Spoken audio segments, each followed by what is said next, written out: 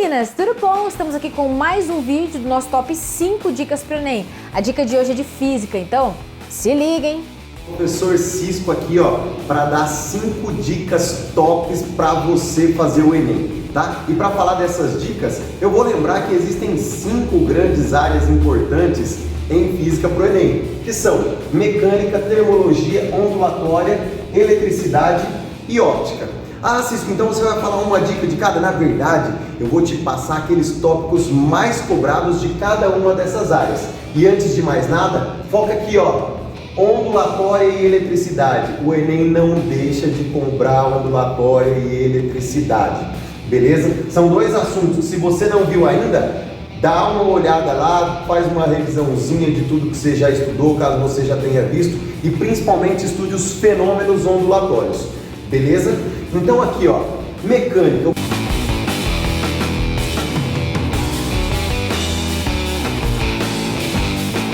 O que nós podemos esperar de mecânica no Enem?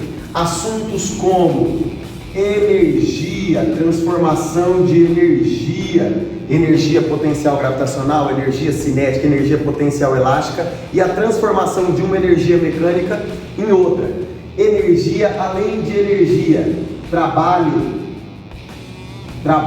formulinha do trabalho e saber o que é o trabalho. O que é o trabalho? O trabalho é variação da energia cinética. Esse trabalho que é variação da energia cinética é trabalho total, tá? E em seguida trabalho aqui, ó, você tem que pensar em potência, que é o trabalho, ou seja, a variação da energia mecânica dividido pelo tempo. Muitas vezes o Enem trabalha com o conceito de intensidade. Intensidade é potência dividido pela área. Então muitas vezes no exercício vai aparecer lá watts por metro quadrado e você tem que fazer uma regrinha de 3 simples. Se ele falar 10 watts por metro quadrado, significa que em 1 metro quadrado chega uma potência de 10 watts, beleza? Além de energia, trabalho, você não pode esquecer do que? De torque. Como assim, Cisco? Momento de uma força. É o que nós chamamos de estática do corpo extenso. Beleza? A hidrostática e não esquecer das leis de Newton. Beleza? Leis de Newton, onde a primeira lei é da inércia, que é muito fácil de contextualizar, então fique esperto. A segunda lei é a lei é o que nós chamamos de princípio fundamental da dinâmica. Força igual a massa vezes aceleração física, meu amor. E a terceira, lei da ação e reação. Coisas importantes para o Enem, onde aqui, ó, com certeza você vai encontrar uma ou duas questõezinhas só nesses assuntos que eu coloquei aqui. Então dá aquela revisada legal. Termologia.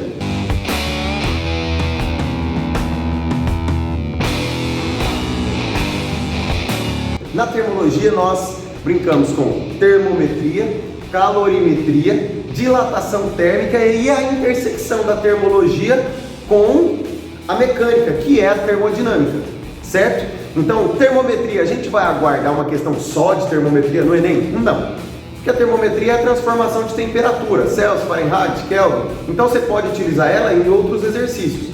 Em calorimetria, você pode pensar em equilíbrio térmico e nunca esquecer dos conceitos de temperatura e calor. Temperatura significa nível médio de agitação das moléculas e calor é a energia em trânsito de um corpo de maior temperatura para um corpo de menor temperatura. Não esquecendo as formas de transmissão de calor, hein? Quais são as formas de transmissão de calor? Condução, convecção e radiação. Não esqueça, por favor, porque isso é importante e pode sim ser cobrado.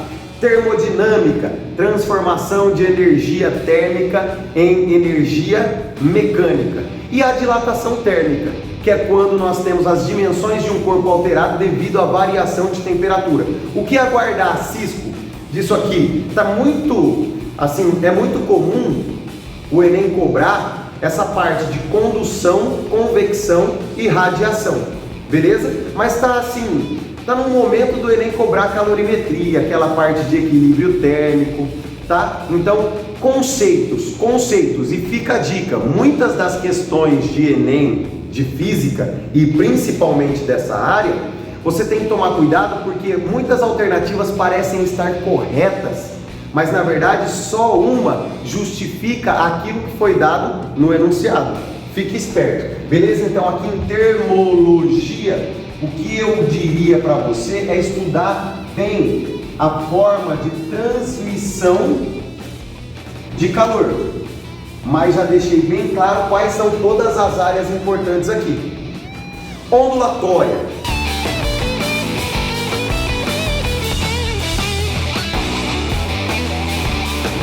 Sempre lembrando que onda transporta energia, onda transmite energia sem transportar matéria. O que são ondas mecânicas, o que são ondas eletromagnéticas, eu acho tudo isso conceitos muito básicos. Então, a primeira coisa importante é a equação fundamental da ondulatória. O tal do vem lamber ferida é o lance da velocidade para lá, lamber ferida para cá, é a formulinha da onda. Velocidade é igual a comprimento de onda vezes a frequência. E aí você tem que se debruçar em todos os fenômenos ondulatórios. Quais são os fenômenos ondulatórios? Reflexão, refração, interferência, ondas estacionárias, ressonância, batimento, polarização. Dá uma olhada em cada um desses fenômenos e o que caracteriza cada um deles. Isso é muito importante. Então aqui, ó, equação e fenômenos, beleza? Fenômenos ondulatórios. Efeito Doppler é a minha aposta principal. Então, se você ainda não viu o efeito Doppler, dá aquela estudadinha, porque é sim possível cair uma questãozinha de efeito Doppler e nem com conta, tá? É mais a questão de você saber que ocorre uma frequência aparente devido ao movimento relativo entre a fonte emissora da onda e quem está observando, quem está recebendo essa onda. Fechou? Ondulatória. Eletricidade.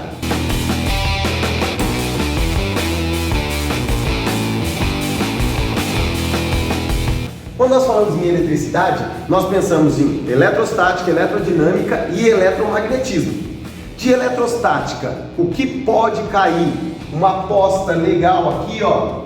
Condutor isolado em equilíbrio eletrostático. Aí vem aquela questão de gaiola de Faraday, como que funciona o raio, beleza? Então você tem que ficar esperto nisso. Eu apostaria numa questãozinha sobre raios, tá? Na parte de eletrostática. Na parte de eletrodinâmica, aí tem bastante coisa que você tem que saber, tá? URI, PIR, PIR, PUR, ou seja, o que é um resistor, qual é a equação do resistor, a potência dissipada, saber o que é um gerador, o que é um receptor e entender principalmente circuitos simples, onde a resistência equivalente aparece ali numa associação, muitas vezes em paralelo, porque no nosso dia a dia é muito comum a gente encontrar equipamentos associados em paralelo, para que todos eles tenham uma mesma tensão, beleza? Então aqui, ó, circuitos. E na parte do eletromagnetismo, sempre a aposta principal será indução eletromagnética, tá? Pode ser que o Enem coloque um exercício sobre força magnética, pode ser que ele coloque sobre fontes de campo magnético gerado no fio, gerado numa espira, pode, mas o mais comum e o mais fácil de contextualizar é a indução eletromagnética. Então nós vamos sempre apostar na indução eletromagnética. E o que diz a lei de Lenz-Faraday? Que a partir do momento que há variação no fluxo magnético numa espira, ocorre com a corrente induzida. Essa corrente induzida, ela produz na espira um campo magnético que se opõe à variação do fluxo. Sempre então, para existir corrente induzida, eu preciso de variação de fluxo magnético. Então aqui, ó, a apostinha é indução, beleza? Agora, ótica.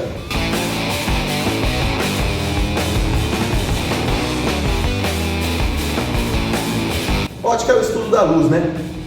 Nós estudamos a luz. O que é luz? É energia radiante que se propaga através de ondas eletromagnéticas, causando efeito visual. Aí nós temos todos os princípios da ótica, os 3 princípios: princípio da propagação retilínea, da independência e da reversibilidade, que é sempre bom você saber. E quando você vai pensar em ótica, lá no Enem é muito comum pensar na dispersão, na refração reflexão e na refração.